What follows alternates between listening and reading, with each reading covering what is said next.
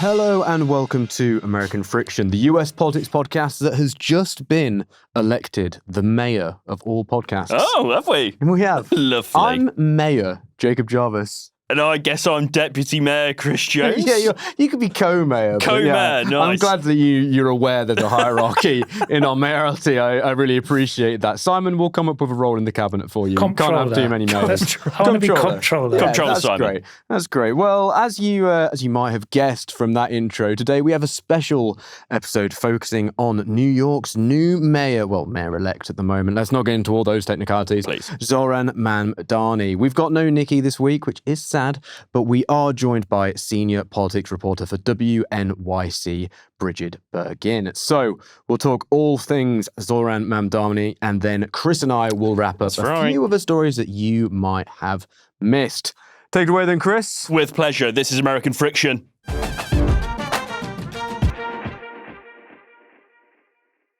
Before we get into it, an appeal. We need your support to keep going. So Zohran Mamdani won the election because of grassroots support from people who really cared.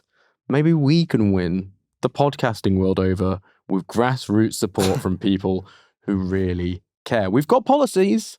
I won't get into them now, but we do. Anyway, we love making the show, but it does cost money. That's rubbish. So, I mean, Zohran Mamdani said something about just supporting podcasts like us to go forever. Bloody socialist, but it's quite good.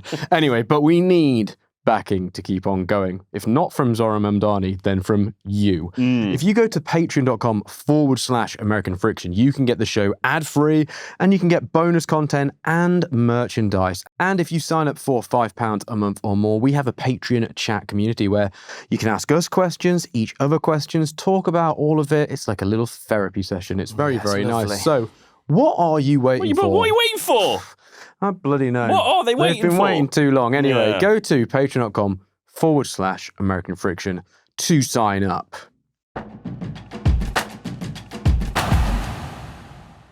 Right, let's get into it then. The big story that everyone's talking about, I'm sure you'll have seen plenty of memes about him, Zohran Mamdani. We are joined by Brigid Bergin from WNYC to get into everything you need to know about New York's mayoral election. Brigid, welcome to American Friction. Great to be here. First up, what's the feeling like in New York? Because everyone over here in Britain feels pretty excited about this. So how are the vibes? Well, the vibes, I think, are depending on who you are. There are certainly some young people who were really big supporters of Zohran Mamdani that seem pretty pumped. And I think there's a lot of reflecting and questioning going on among people who were supporters of some of his opponents about what this is going to mean for them going forward. And some anxiety about, is this sending a message to other parts of the country that the Democratic Party is now a party of people like Zohran Mamdani, or is the Democratic Party more complicated than that? And I think there's a lot to unpack there. With Mamdani, how actually controversial has he been among ordinary people in New York? Because looking from over here, it just seems like he's been painted as this terrifying, evil communist, essentially. Is that palpable in New York, that some people feel like that, or has it been a little bit more muted and normal than maybe the New York Post might have you believe? I mean, it really depends on where you are in New York City and who you talk to. New York City is enormous. There are 5 boroughs, and depending on where you are in New York City, if you are outside of Manhattan, which is what everyone thinks of as New York City, you're going to get some different perspectives. Now, Zohran Mamdani performed really well all across the city. But if you take a place like Staten Island, which is the most Republican borough in New York City, it's where our only Republican member of Congress is from. It's a part of the city that has voted for President Trump routinely in presidential elections. I spent some time talking to voters out there before the election, and I think similarly they are probably feeling this way post-election. There was a ton of anxiety and really antipathy for Zohran Mamdani. As you mentioned, he has been labeled a communist. That's a label that's been applied to him by President Trump, by his opponent, former Governor Andrew Cuomo. He's not a communist. He's a member of the Democratic Socialists of America. It is a completely different thing, but this idea that he is proposing ways for government to help address the affordability crisis that so many New Yorkers are facing by using the tools of government, by doing things. His proposals include things like trying to take our bus system, which is a really important part of how people get around New York City, and eliminating the fare so that people can get around on the buses for free, or providing something like universal childcare so that working families don't have to spend upwards of $22,000 a year just to make sure that someone's taking care of their kids while they go to work.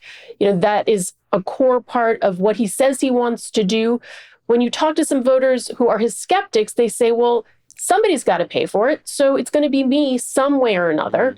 And while there is truth in that, like what he is talking about is providing these services, and they would be paid for by the government, which would be then paid for by our taxes. The argument for the people who support those kinds of policies is you're already paying for those things anyhow, because if you're paying for childcare, that just means you're paying for it in another way. And so if there is money out of government that's paying for it, it's just more of a redirection, not taking money that isn't already being invested. Just to come back to that word, communist, and I guess communism as an attack line, why is this used? I mean, Trump has used it, fairly often to refer to Democrats. It's not something we really have over here in the UK, in UK politics, as an attack line. Why is this used so much more from the Republican Party to refer to Democrats and largely the left? And in this case of Mamdani, has it actually had any cut through whatsoever? I mean, I don't know if you've seen the cover of the New York Post yesterday. Yeah, he looked really cool. I mean, it's a type of red baiting, right? It's something we have seen in American politics historically.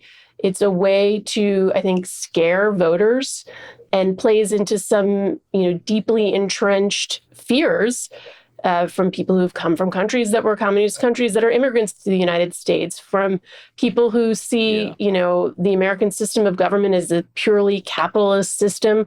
It's a way, I think, very much to scare voters that essentially this is someone who is coming for you, coming to take away your ability to be successful, to live the American dream.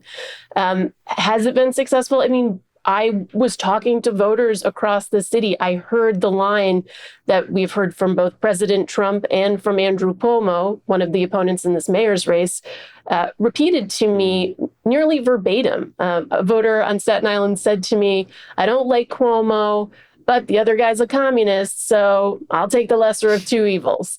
It has had enough of an effect that I think it will be something we will continue to hear now that Mamdani will be in office. Yeah. But, it certainly hasn't had enough of an effect because he won with more than 50% of the vote here in New York City. And I don't think that it will be is an effective tool talking about Democrats across the country. I mean, one of the things that's been so interesting in just, the 24 hours since he was elected, already President Trump has shifted some of his own messaging on social media talking about affordability. And affordability was the message of the Mamdani campaign. Just on that, you mentioned there how it's perhaps trying to play into the fears that some migrants might feel, and particularly, I suppose, second-generation migrants at this point, given the kind of the timeline of it. I think people often seem to think in politics that more often than not, migrants and minorities end up voting more left wing. What is the actual picture like in New York? Like, because I'm imagining it is actually more complicated that. And in terms of the ways that the vote split up, is it as simple as saying that minorities went Mamdani's way, or were there some notable ones who didn't? And how was that sort of split among the candidates? Yeah, I mean, at this point, I'm still looking at how the vote split ultimately in this election. I can tell you, one of the things that was a really interesting trend coming out of the 2024 presidential election was how there were parts of New York City that have traditionally been Democratic parts of the city that had then started to shift to the right. And they were parts of the city that were, with different ethnic communities. We saw particularly an increase in Republican votes among some of the Chinese American communities in New York City.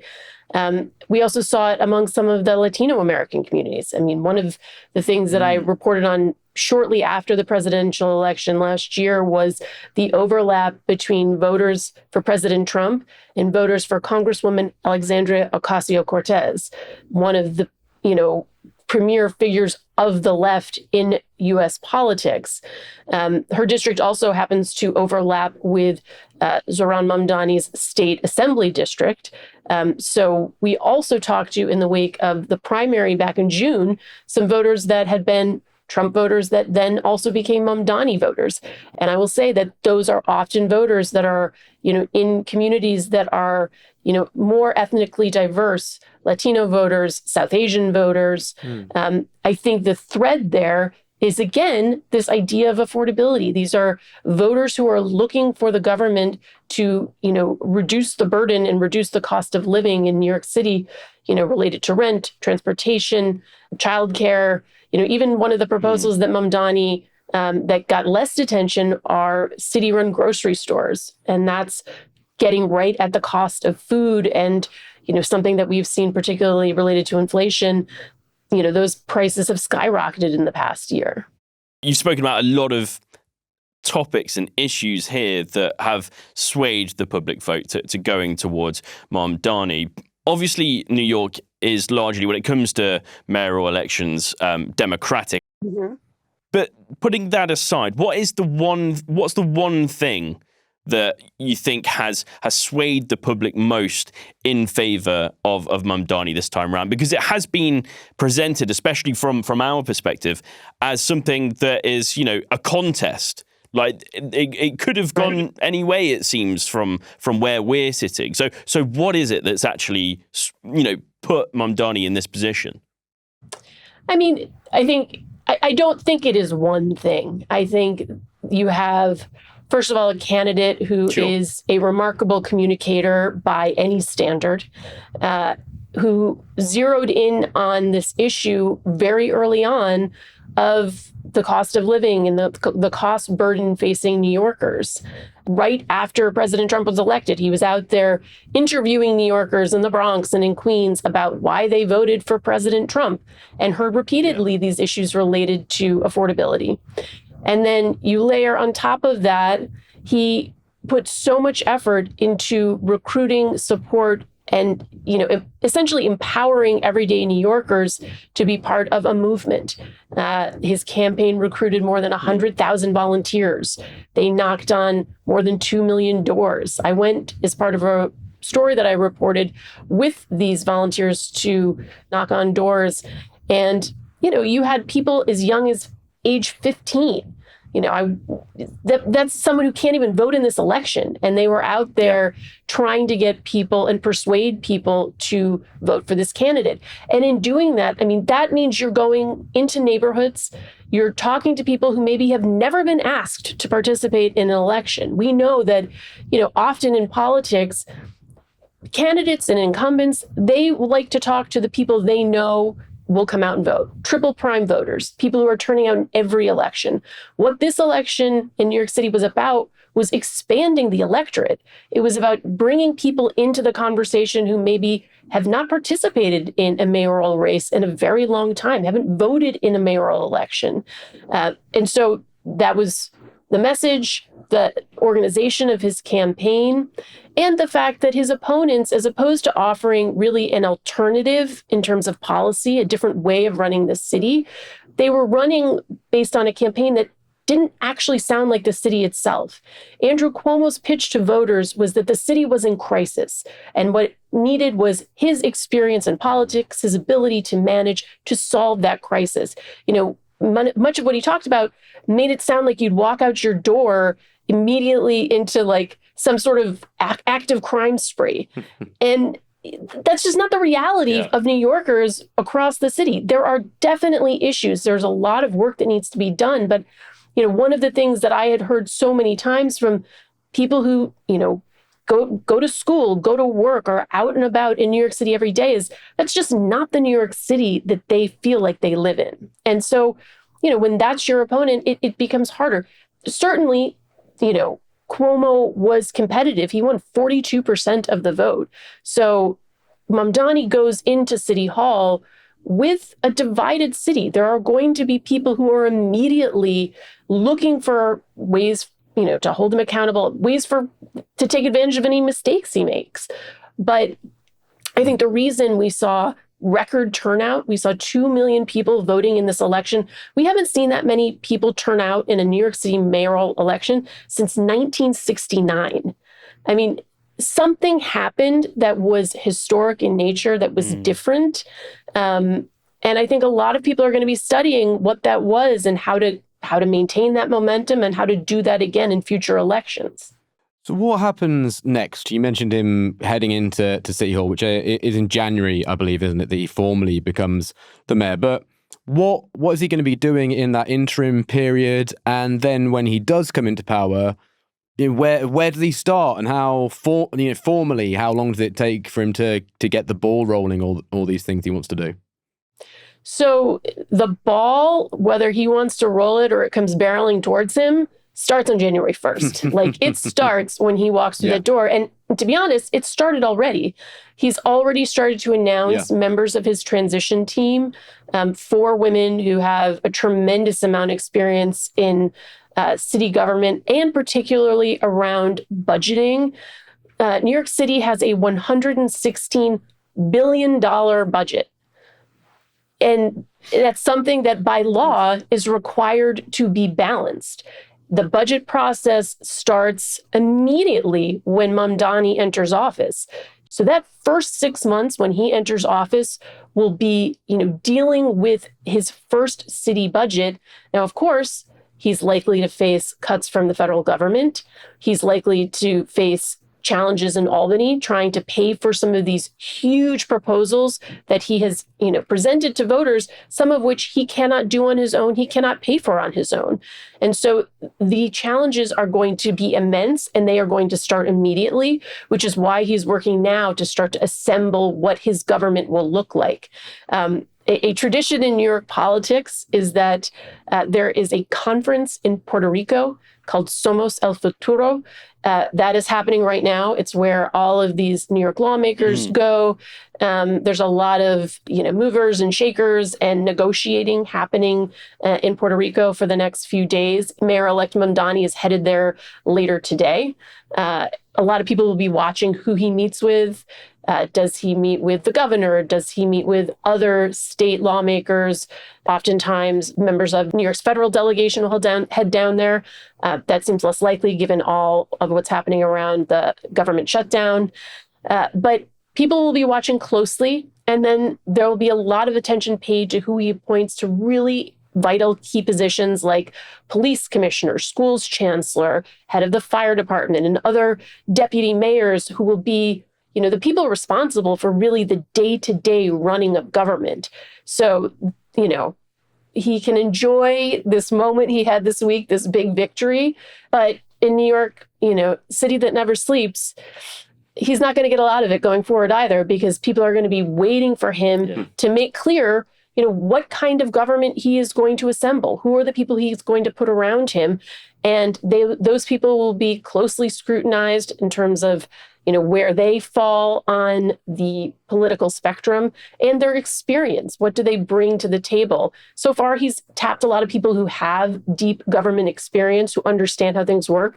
That was seen as a vulnerability of his own going into this election, that he was someone who was so young, had such limited experience in government. So I think he is going to try to mitigate those critiques by surrounding himself with people who have that kind of deep experience. And we're starting to see that already. So yeah, you've talked about the people that are going to be around him, but him himself, as you know, who he is. He's 34 years of age. He's very young. He's also New York's first Muslim mayor. Something that he says that he will never apologize for, and nor should he. Let's face it. New York is this big melting pot of different backgrounds, ethnicities, and religions, and that should be represented with the people that they elect. That, I think, is a great thing. However, as you've pointed out, there's going to be a lot of eyes on him. There's going to be a lot of scrutiny based off of just who he is. How intense do you think that is going to be?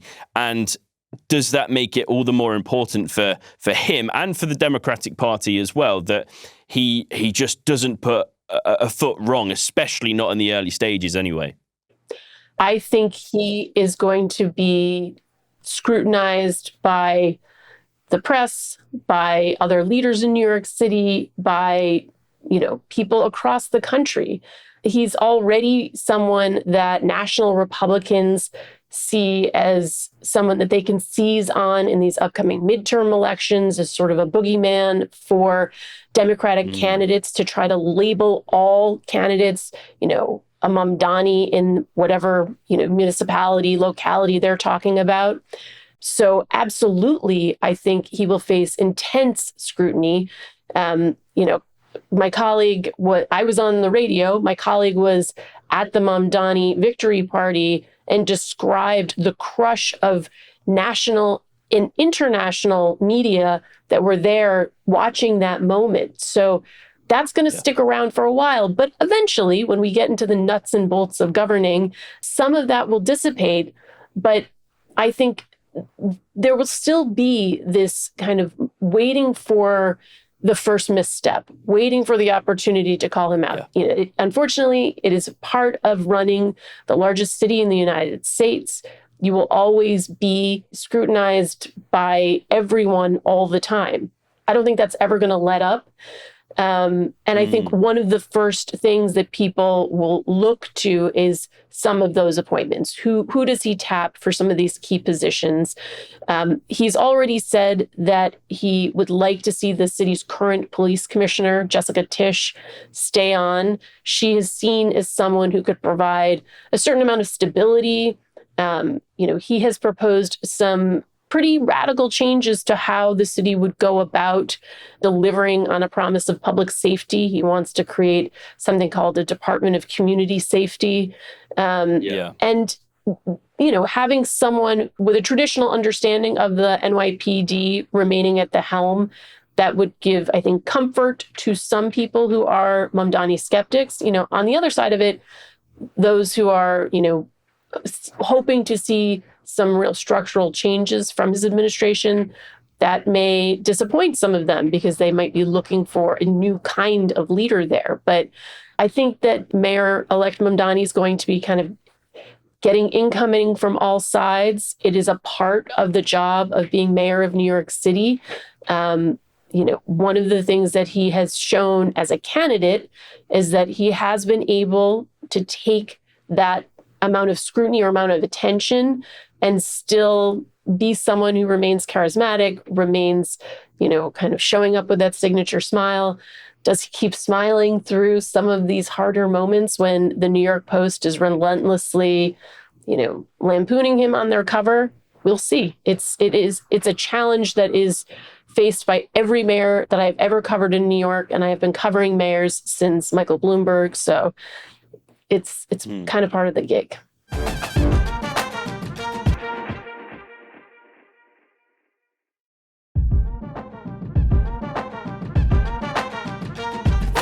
Back to the economics of it quickly, and Trump, who obviously has to insert himself in every conversation to do with US politics ever, because he's the only one who matters, according to him. But on CBS, he said this. He said, "It's going to be hard for me as the president to give a lot of money to New York, because if you have a communist running New York, all you're doing is wasting the money you're sending there." So with that in mind, what can Trump actually legally do to I guess, damage Mamdani economically when it comes to handling his budget? I mean, it's an interesting question, right? Like, what can Trump legally do? it's something we've seen the president test in many ways. Does he care anymore?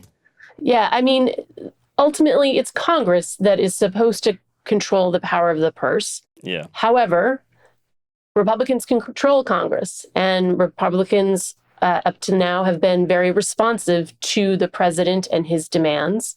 On top of that, right now, we are still in the midst of a government shutdown where the real sticking point has been Democrats demanding that Republicans restore subsidies for healthcare so that Americans can, not see their premiums skyrocket. And on top of that, we're already seeing, issues with, food assistance benefits being caught in the midst of this whole government shutdown. So I think there is unfortunately a lot that the federal government can do that will hurt New York City in that respect. And it's going to be a huge challenge both for Mamdani and for New York State's governor, Kathy Hochul, to try and negotiate their way through that. So far, Governor Hochul has been quite effective in stemming the worst of some of those cuts and that pain. But we'll see. I mean, the other part of it that people sometimes gloss over is that Donald Trump himself is a New Yorker at heart. And he's from New York. Yeah. He is of New York. He has property in New York. He has business in New York. He knows he's a creature of the real estate business in New York. So he's still very connected to that business in New York. And that to completely destroy New York is to hurt his own, pocketbook, his own bottom line, is to hurt Wall Street ultimately, right? I don't know that he takes those steps if it ultimately means financial pain for him and the people who support him. But then I think that tension is very real and will be something that we see very early on. One of the things that, I've done some reporting on, and I think that people see as likely is this idea of potentially sending the National Guard to New York City, which, we have seen National Guard deployments on our subway system previously due to some safety concerns. We haven't seen them deployed to the streets in the way we have seen in places like Washington, D.C., Los Angeles, Chicago, Portland.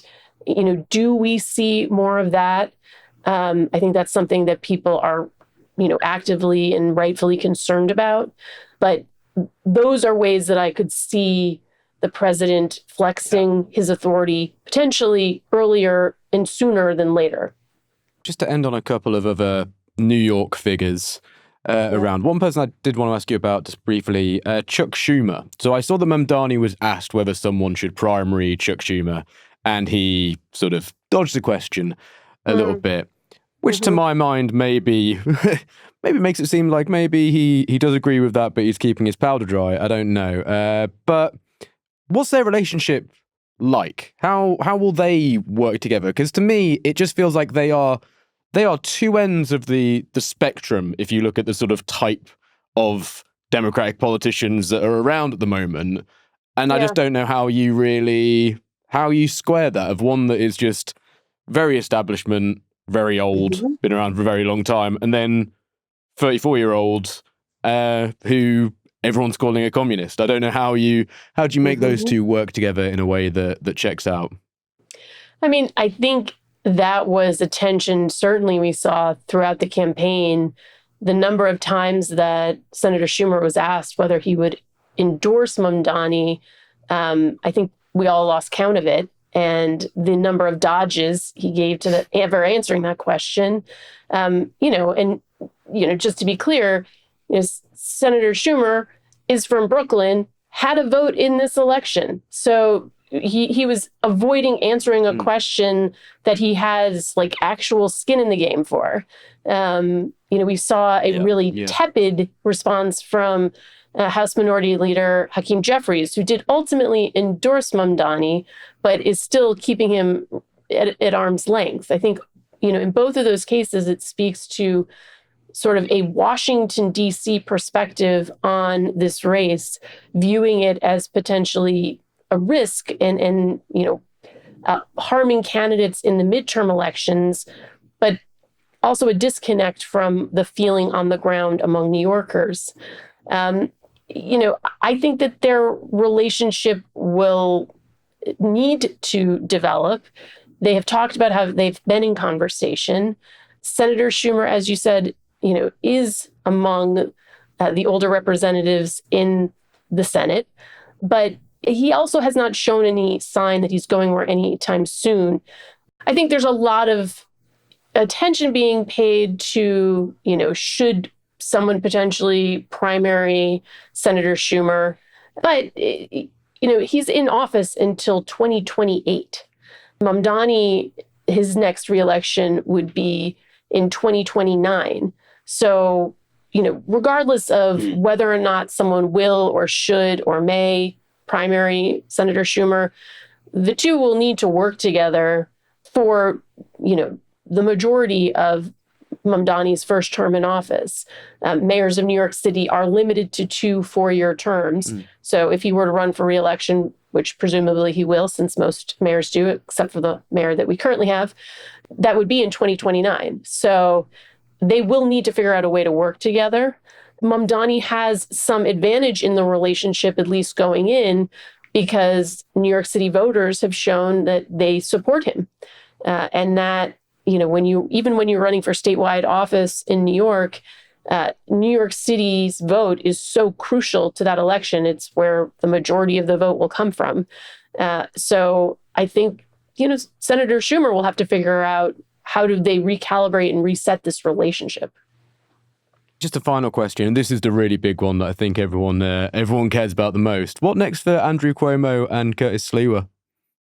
Yeah, good question. I think Curtis Sliwa, our Republican candidate, who, has been just this quintessential New York City character, will remain a quintessential New York City character.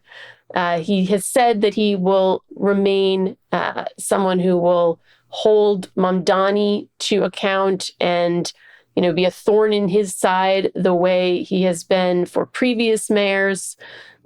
So I think the gadfly will continue to be a gadfly. He will be vocal and at times comedic.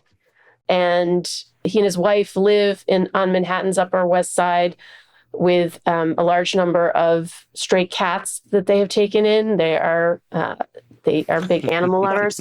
So that's going to continue. Andrew Cuomo, I think that's a more complicated question. Andrew Cuomo has not been a New York City resident for a particularly long time. I think a lot of us will be watching, how long does he remain a New York City resident now that he's no longer running for mayor? His concession speech did not sound like the speech of someone who was walking away from politics right away. He did note that the 42% of the vote that he got was a sign that the city had a divided electorate and that there were a lot of people who did not support the incoming mayor. I don't think he is ready to get off the political stage yet. Apparently, the Wi-Fi password at his victory party, or what they had hoped was going to be a victory party, was Cuomo 2026. And there is a governor's race in 2026. So, is there some calculation that he can pitch his more centrist message for a gubernatorial run and a gubernatorial comeback?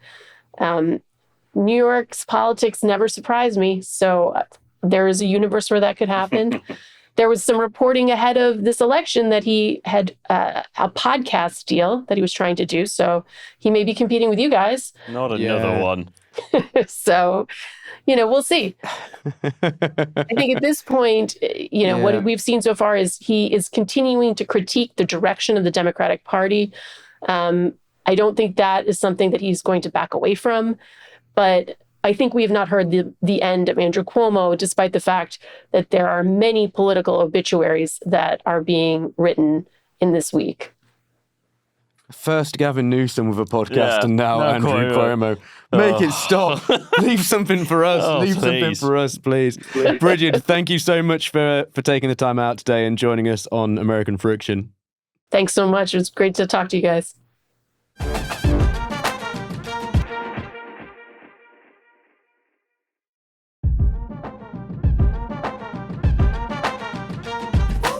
Right, now to round up some other stories then, Chris. So there's something we quite love. We quite love on American Friction, and that is right-wing beef. It's really nice Let's when round up some bastards we stories. fucking hate say horrible stuff about each other. It's a good feeling. So there's a couple here that we don't like. Ted Cruz, he's not on holiday for once.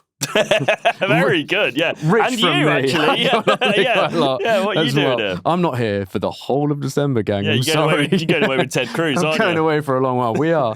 But he says that Marjorie Taylor Greene, we have a sound effect for her, Simon. If you want to dig that out, you can. Not But used Marjorie that in a Taylor while. Greene, we haven't, because we try not to let her darken our doors. But apparently, Ted Cruz says that she's a liberal. I take it, Chris. Yeah, it's all a bit. It's a bit weird, and Yeah. not. Ted Cruz is he's just throwing out insults basically. But there's one thing that I do agree with Ted Cruz on from I think this was a report from CNBC, and that's that people shouldn't spend much time worrying about Marjorie is saying. Fully agree with that. I agree with him that he says that Athens has some really great food all year round. Souvlaki. Yeah, really. Yeah, fucking good stuff. man. That. Yeah. But his reasoning is different to why I don't think you should listen to Marjorie Taylor Greene. I think she's terrible and vicious. Yeah. And he just doesn't like that she's not following party lines by the looks of things. So what Cruz seems to have taken to heart mostly here is around the shutdown and around what Marjorie Taylor Greene has had to say about how the government and the Republican Party has handled the shutdown. She said this, I can't see into the future. Who'd have thought it? Who'd have thought it?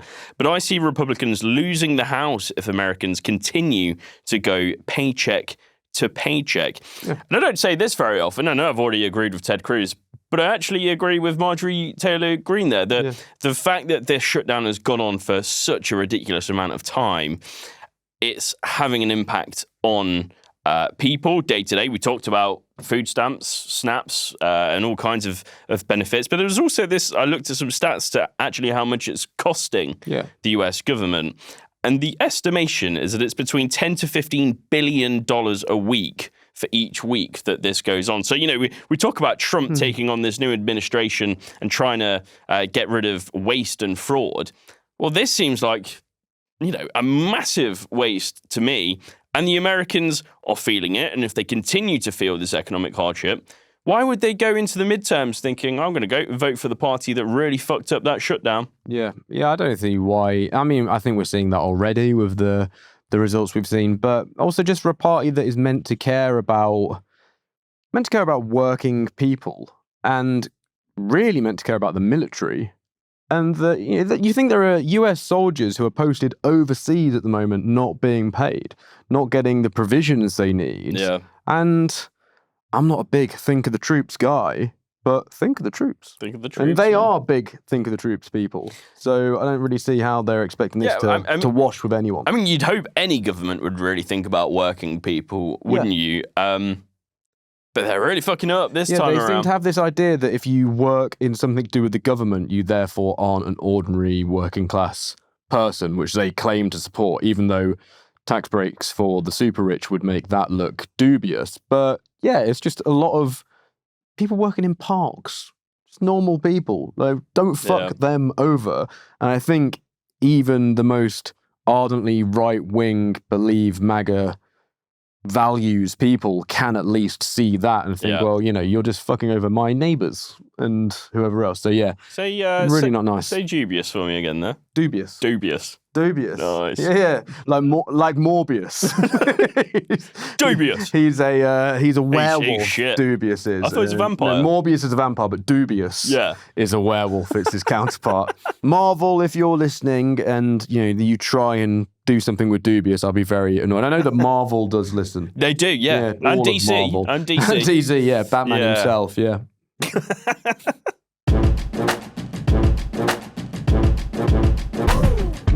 The FBI, Chris. Yeah, the FBI. Going to have a lot of acronyms, it feels like, doesn't it, at the moment, we have to talk about. And the FBI is one we need to focus on.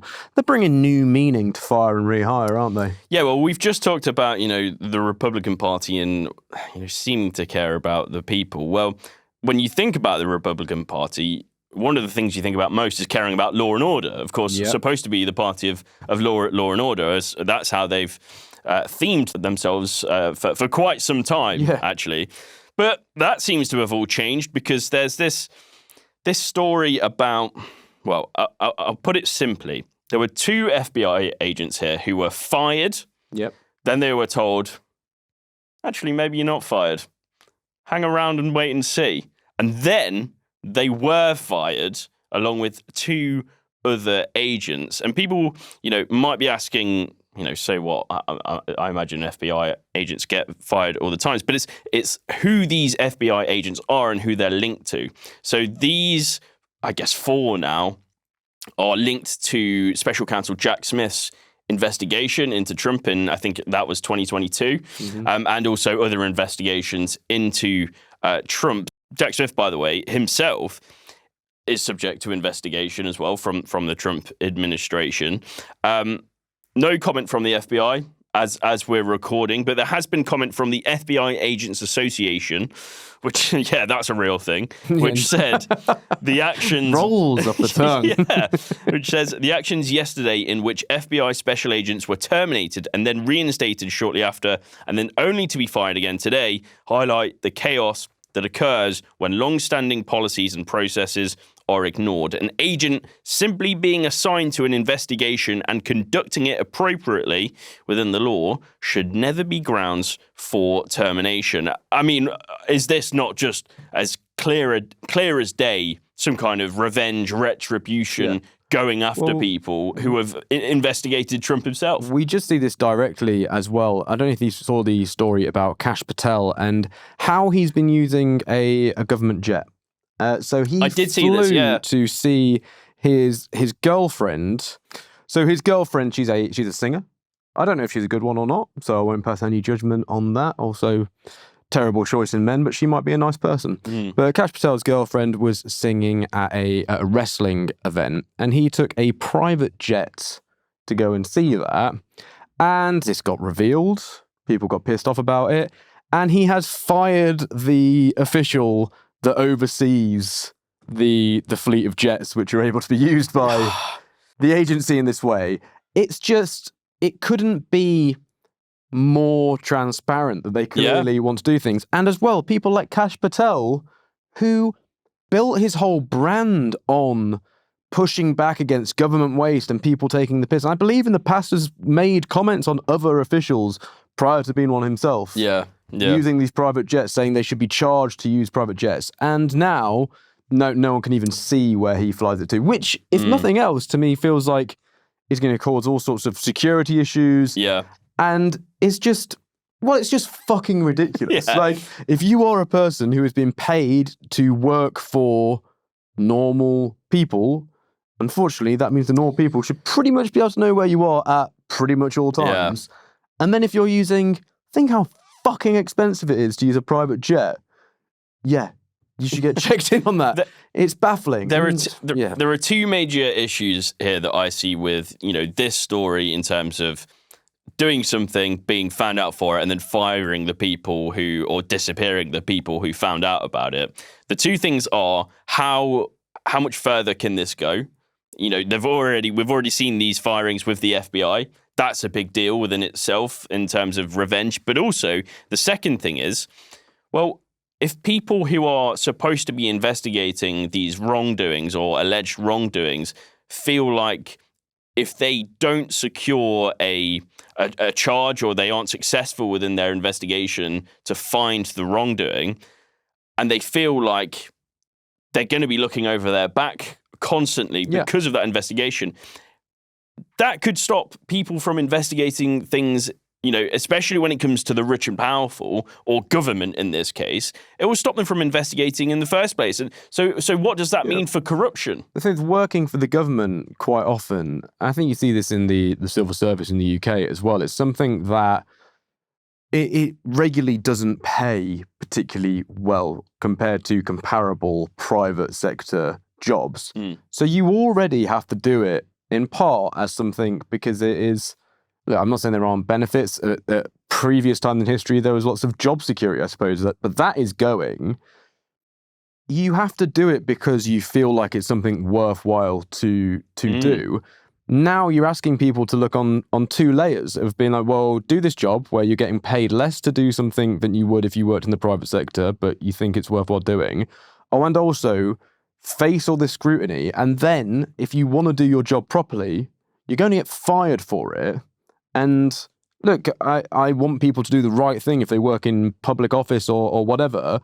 But they've probably got kids to feed. They might have children in college. They've got healthcare to consider. They might have ill family members who are dependent upon their healthcare plans.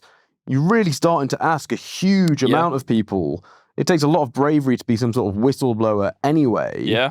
And now that has just become so untenable that, things are just going to completely go under. Can we also talk about how just unserious it feels like that he's done this massive statement just because people have been mean to his girlfriend?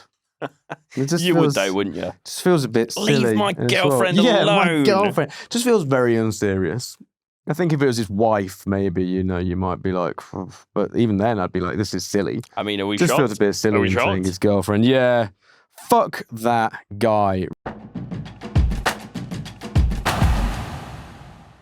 So I've got some polling for you. I'm stealing your thing here. And this was a bit of polling from Gallup. I know you quite like them, very reputable. But this, I just think, perhaps isn't that big a shift in and of itself. But I think it maybe is quite indicative of the climate and trajectory of the United States. And it is basically that fewer Americans see diversity as a business priority anymore. And so this is showing that basically the amount of people that believe that DEI, diversity, equity, and inclusion, which we know has been massively attacked from the right, is important. In 2022, 78% of people thought it was extremely or somewhat important for businesses to promote it, and 42% of people thought that companies do an excellent or a good job of promoting it. Now it is down to 69% think that it is extremely or somewhat important, and 35% think that companies actually do a good job of it. And so look, most people still are seeing it as an important thing. Yeah. But I do think it's starting to show the creep. And I think it's starting to show that something that maybe we don't always consider with Trump is just the cultural shift and the shift in ways that people think about stuff and how much of a movement is happening there. Not just that he's obviously doing real tangible damage, but attitudes are shifting. I think we can look at ICE and the way they're acting and how some people are welcoming that, and we often look at the really top line acts of racist violence we see in the US and the rhetoric, and that is obviously important. But I think another thing that is quite worrying is just that insidious lower level chipping away of the beliefs of things such as diversity being an important value. Yeah. And so look, it's not massively down, but to me, I just thought, it's quite interesting to see that. You've heard Trump and various members of his administration talk about it so much. Hegseth, for example, has spoken about it a lot, especially when it comes to women in the military. You remember that big patronizing speech he did to the generals. There's going to come a point where you hear it so much that some people are going to start to believe, that it's true and start to believe what this administration is putting out there when it comes to DEI. So it's no great surprise to me that we're seeing those stats. It's it's just a little bit sad in really my sad, opinion. That it's kind of, look, on any of these things there are lines to be balanced. There are issues around it all to make it work. But I would still like to think that most people think the idea of pushing for diversity is at least generally overarchingly a positive thing for companies to absolutely. do. Another one, so this last one I'm going to talk to you about is looping us back round to Zohran Mamdani. Okay. I thought I'd like to do that and make it a nice full circle moment. But again, a story that I think is more interesting for the wider sort of indication it shows about the way politics is going in the US. But the Secretary of State in Kentucky, Michael Adams, basically had to remind the state's residents that they can't vote in the New York City mayoral election because his office received calls about polls being closed. So Nice. multiple people got in touch, and he took to social media to issue a reminder that he's like, yeah, we're getting calls about polls being closed. They are closed because we do not have elections today. Kentucky votes next year. You cannot vote today in Kentucky for the mayor of New York City or the governor of Virginia. Sorry. I don't know how maybe tongue-in-cheek he's being there to some extent, but what I think is interesting about it is the consistent nationalization of every aspect of politics. And something we see that's very frustrating when we look at candidates, we look at the way the parties are acting, is this belief that every issue has to impact every state almost equally. And it's just not true. America is huge. America could, and there's probably arguments for it, should be split into being multiple different countries. There are massive disparities and differences in culture, economic situations, and whatever else in the US, and just simply the weather, for example. People have massively different priorities. So I just think it's interesting that Zohran Mamdani he's become this bogeyman for the right to act like, look how terrifying this guy is. It's like, maybe he's going to be in charge of New York, a very liberal city, and maybe it's one of the only cities he could win in. He specifically could win in. But then the other frustrating thing about that is seeing sort of more centrist or right-leaning Democrats and Republicans keep battering that point of, well, he could have only won in New York. And it's like, yeah, he specifically perhaps could have only won in New York, but the way he conducted himself politically can be transferred elsewhere. And that's what the Democrats have to see, is that, you can just go and speak to people about what they're concerned about, actually look at ways to address it, and then say that you will, and also be kind of funny, kind of cool, and kind of human at the same time. So I just think there's and young. Yeah, and just be a young person who's just... Which is ever more rare, isn't it, within US politics? And he just feels like he feels like he's part of the world. I think that's what makes him interesting. Whereas you look at Gavin Newsom, for example, who goes on these podcasts and gets asked really basic questions like about PAC funding he gets, and goes, oh, I haven't really thought about that. And you just look and think, how the fuck haven't you thought about that? And it's just because he's so institutionalized, so just a politician. Whereas Mamdani does feel like someone who's just actually lived in the city of New York. He has places he likes to go in New York. We've seen lots of videos of him in bodegas or wherever else, just having a nice time in New York. He obviously actually cares about the place. So yeah, I just think it's an interesting bit. There's the nationalization of politics and the both the pros and cons of it that are thrust upon people. It's quite interesting. So I can see why perhaps people in Kentucky almost got confused, that you'd think, well, why can't we all vote? Seeing as all I'm getting pumped at me is that this man is evil and scary. And also, it's just, it's a mayoral election. It's not going to have, really any impact anywhere else, but it shows the spread and the influence, but also, I guess, how engaged people are within US politics at the moment, especially when it comes to the Democrats, because I do think that people do want to see the Democrats actually have some kind of spine, some kind of hope, some kind of counter politics. As much like what we're seeing at the moment in the UK, as much as we're not Tories, we would like there to be an opposition, a genuine opposition that is sensible and that can push back, and that are going to be there to push the government to account and make right decisions. And I think with Mamdani, I think that's kind of what it represents, is this hope that there can be a sensible opposition, and an opposition that actually cares about where the country goes and the future of the welfare of the people, I guess. Yeah. Well, we've talked about being sensible. So now let's not be sensible. It's that time of the week. You get to ask us a silly question. Yeah, well, this is less of a silly question and more of, I'm genuinely interested in what you think of, and also what producer Simon thinks of Bonfire Night.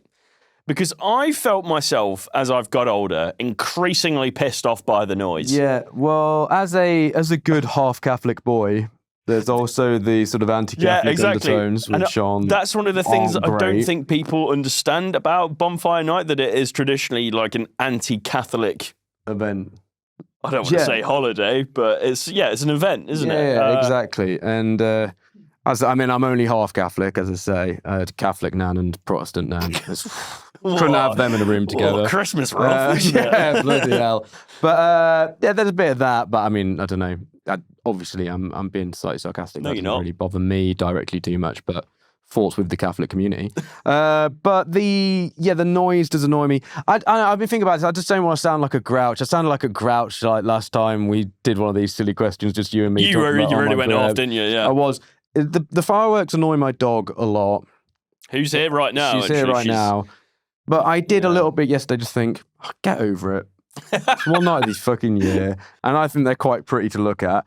But I don't like the mess that's left over. So I walked around the park today and it's just covered in cartons and whatever from fireworks.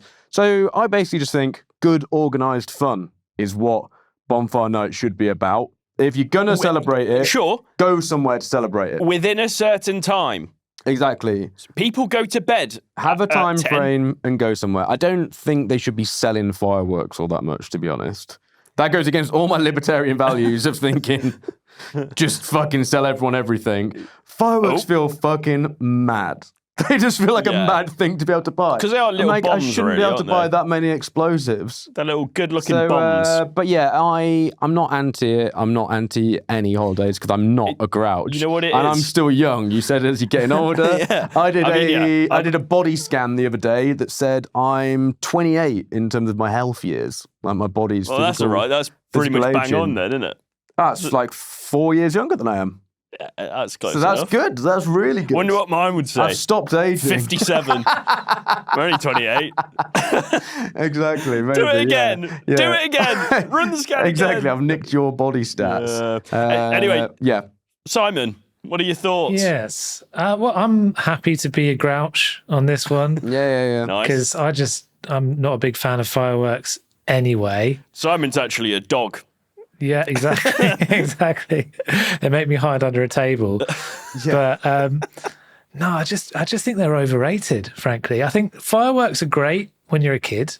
Like the first few times you see them, but then like as an adult, I'm good for fireworks. I've just had so many irritating experiences. I remember one Guy Fawkes night being dragged to Blackheath to go and see the fireworks set off.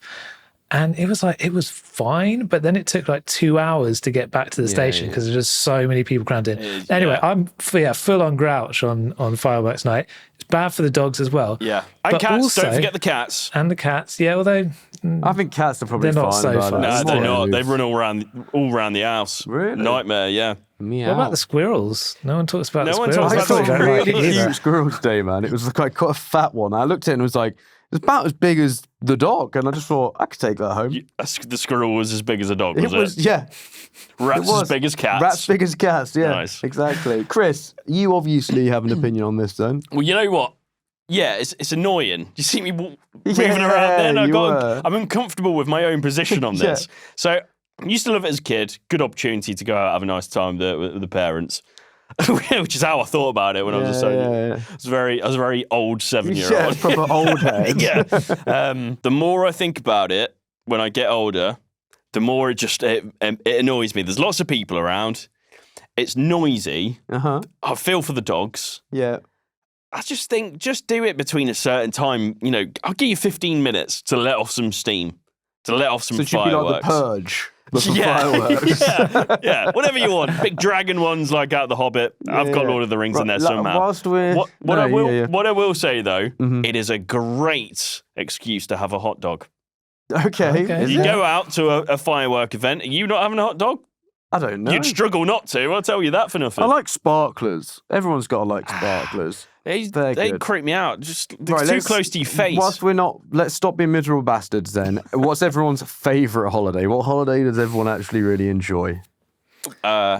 Simon, you go first. I mean, it's got to be Christmas, hasn't it? Does it? Christmas is fantastic. Come on, just a chance to All just right, capitalist. yeah, exactly to get loads of gifts from people. Yeah, exactly. No, it's like an extended period to just eat nice food, Yeah, it's true. drink nice wine, and see friends and family. Like that's Yeah. great. Peas and I bees. enjoy that, and no effigies being burnt, which is always nice. Yeah. That is good, to be fair. Chris? Well, You yeah, know it's Christmas as well. yeah, Christmas. Yeah, very good. Not that. Chris. I mean, it's got to be Christmas, isn't it? What else is there? Well, today's from Easter. National Nachos Day. No. Or International good. Stout Day. That's I do like stout. There's also tomorrow's National Hug a Bear Day. That's Well, nice. whilst you're listening, Dangerous. actually, listeners, Friday the 7th of November is National Hug a Bear Day. Yeah, that's actually my favourite. I just go and hug some real bears. Oh, one for you on Saturday, Chris. National Dunce Day. What the hell, man? Yeah, that's your birthday as well, isn't it? Very good. Go back to Guy Fawkes. Do you know what the fake name he used to when he was caught was? Fireman. Jacob Jarvis. It's actually not far from Jacob Jarvis. It was John Johnson. He may as well gone with Guy Fawkes because, frankly, they're both made up names, aren't they? Exactly. Just going to look at the calendar quickly and pick a random day out of the year. 6th of August. 6th of August is National Wiggle Your Toes Day. Oh, that's really got me. my favourite. I've got a bit lightheaded there, That's my actually, from that laugh. I'll tell you what My event word. I quite like. I think New Year is quite good. I think it's quite fun. I think you have a Yeah, good. it is, but it's the day after my Don't go birthday. to a party. Don't go to going to New Year's Eve party is always. Yeah, I do like a New Year's Eve. risk. We always go to the If you have a same. nice time. We go to the same tapas bar, little taparia in Tooting. Very good. Oh, there's a tappery in And if they want Tooting. they want to sponsor the pod, Yeah, well, it's a long way to Tipperary as well. you isn't were trying it? to get a tapas in there. Tipperary, yeah, that's didn't gonna quite work. Anyway, National Root Beer Day, Wednesday, August 6th. Anyway, everyone, enjoy. Thank you. And tell us your holidays. I hope you all like them. Hope you're not too scared by fireworks. Yeah, shout out to the And, dogs and yeah, the cats. shout out to the dogs, especially my dog. Although, get over it at the Yeah, same fair time. enough. Bloody hell. Right, that brings us to the end of American Friction. So, Simon, thank you very much. Thank you very much. Chris, thank you. We just Nice, shook hands, thank you. and we're both quite Bit sweaty. clammy, yeah. Thanks, Jarv. Clammy handshake. And thank you, everyone, for listening. And if you want to get a clammy handshake, you can support us on Patreon, where for, I don't know how much. Doing it now if you're watching. Here. 50 quid a month to feel my hands. But yeah. Oh, But right. basically, you can get episodes ad-free, you can get bonus content, you can get merchandise, and you can get the warm, clammy feeling that Yep. comes from keeping this podcast Delicious. going. That's at patreon.com/American Friction. Would really, really, really, really, really appreciate it if you could go and give us some cash. It's actually National Give American Friction Some Cash Day today. Very So good, patreon.com/American Friction. Go Good. there. If you can't give us cash, guess what it also is? It's National Review and Review. subscribe wherever you're listening to American Friction Day. Yeah. So do go make sure Please that you do, do yeah. that. Rate, review, subscribe. I'm Jacob Jarvis. You know who they are. Let's have a nice time, everyone. Happy holidays. Goodbye. Giving See you you hugs. later. Hugs, everyone. Peace out. I'm not a Hugs. grouch. Bye. Hugs.